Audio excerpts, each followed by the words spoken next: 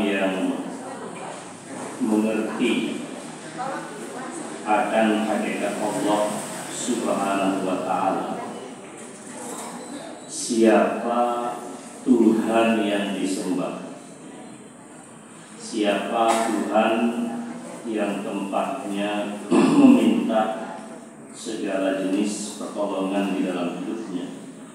Iyyaka na'budu wa iyyaka nasta'in. Maka dalam hidup mereka, perhatian terbesar mereka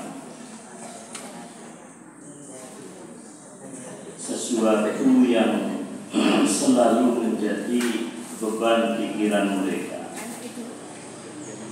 tashihul iman wal yaqin, selalu berupaya untuk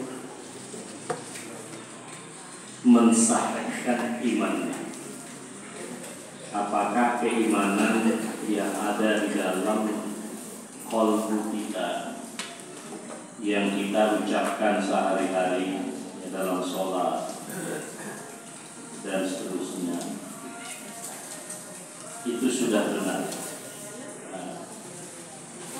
Yang kita mengatakan dalam sholat, iyyaka na'budu wa iyyaka nasta'in, hanya kepadamu ya Allah kami menghambakan diri, dan hanya kepadamu ya Allah kami memohon pertolongan.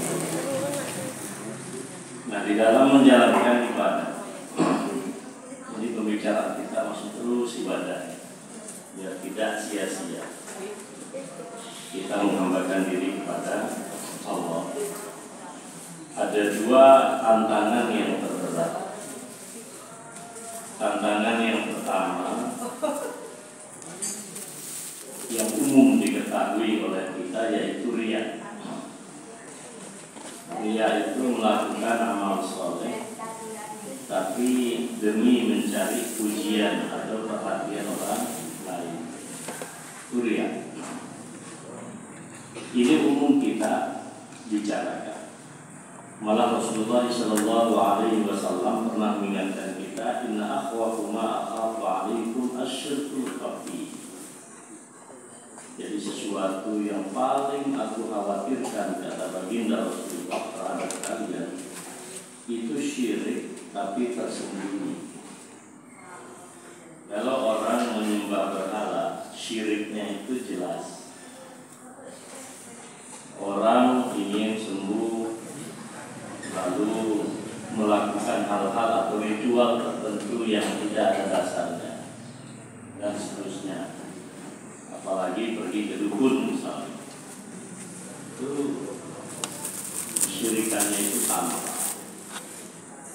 Biasanya kalau penyakit itu tanpa, kadang lebih mudah untuk diobati. Misalnya waktu lalu saya agak lama tenggorokan serak, kemudian menelannya sakit, itu lebih mudah untuk diobati. Saya supaya tidak minum obat apotik, saya minum obat herbal, tapi minumnya lama, seminggu, tapi malah juga sembuh. Nah, karena terlihat penyakitnya itu, terdengar suaranya serak, menelannya sakit. Tapi sahabat saya, Ustaz Dennis, tidak menyadari sakitnya, tiba-tiba di akhir hayat itu gula darah sampai di atas 500. Malah kesulitan untuk menangani karena sudah ke sana kemari, organ jantung kena, organ ginjal kena, semua. Tapi lompatan angka kan tidak mungkin lucu langsung gitu, mesti bertahap. Nah, begitu juga kita ibadah. Nah, kata Rasulullah SAW, syirik yang tersembunyi itulah yang disebut dengan riya. Nah, yang kedua, persoalan kita, hambatan ibadah kita itu ujub. Ini tersembunyi Pak, sama riyanya. Tapi kalau riya itu masih menyangkut orang lain. Pamer, ya pamer. Aku tadi malam sudah sholat ya. Aku tadi sudah sedekah loh. Tadi aku waktu infak di Darul Mutaqin tak kasih banyak. Aku tulis nanti di sosial media. Sedang berduduk, ya itu tadi dan seterusnya.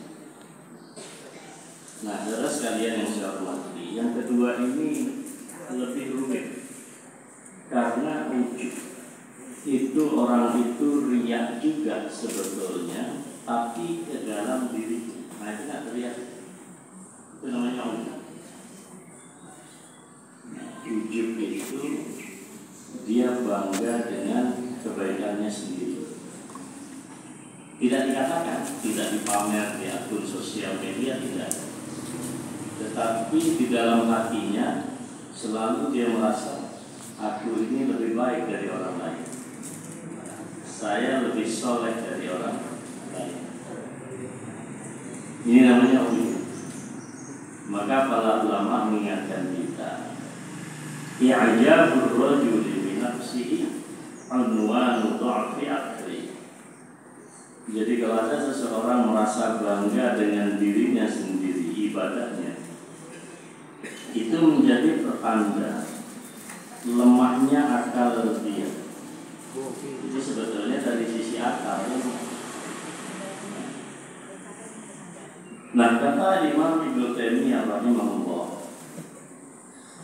baik orang itu riya ataupun ujub, maka di situ sebetulnya dia terjebak pada kesyirikan. Hanya gak dalam kita membahas. Mengapa kata dia? Kalau orang riya, pamer ibadah, pamer kebaikan, dia sedang mempersekutukan Allah dengan orang lain. Seharusnya kalau beribadah, dia sudah beribadah saja untuk Allah, tidak usah pamer. Nah, kalau orang itu pamer, maka sesungguhnya ada Tuhan selain Allah yang dituju. Siapa itu? Manusia. Ya. Nah, coba aja lihat sekarang. Makanya dengan kalau nggak siap-siap banget, nggak usah jadi politisi. Karena jadi politisi pasti pamer. Ya, nggak mungkin politisi bagi duit tengah malam, nggak mungkin. Bagi duit di pesantren, amplop satu-satu, di syuting, di finalkan. Sulit memang. Iya kan, tidak mudah kan? Tidak membayangkan juga. Karena apa? Karena memang yang dituju itu suara manusia, bukan suara Tuhan. Iya kan? Suara manusia.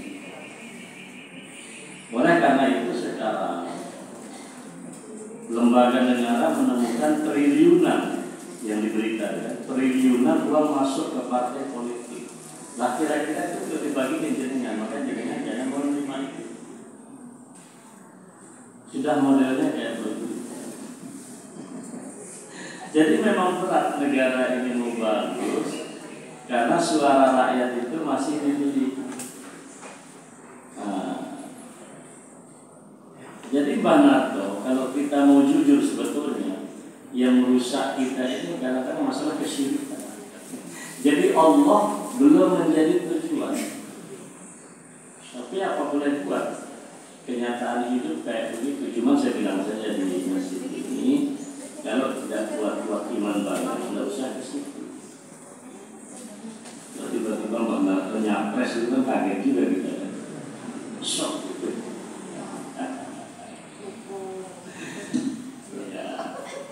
Jadi ini satu, kenapa orang riya itu mau riya mau ujub sebetulnya sama-sama mensekutukan Allah. Hanya saja kalau riya itu ada Tuhan yang dituju selain Allah, yaitu orang lain, manusia. Nah, orang ujub juga sama, orang ujub. Ada orang ujub itu mensekutukan Allah. memang bukan dengan orang lain, tapi dengan dirinya sendiri. Jadi ada Tuhan selain Allah, siapa? Dirinya sendiri. Nah, oleh karena itu kita lanjut ucapan Ibnu Taimiyah. Orang yang liar itu tidak pernah sampai kepada hakikat ayat Allah iyyaka na'budu. Tidak pernah sampai di tingkat ayat itu, hanya kepadamu ya Allah kami menghambakan diri.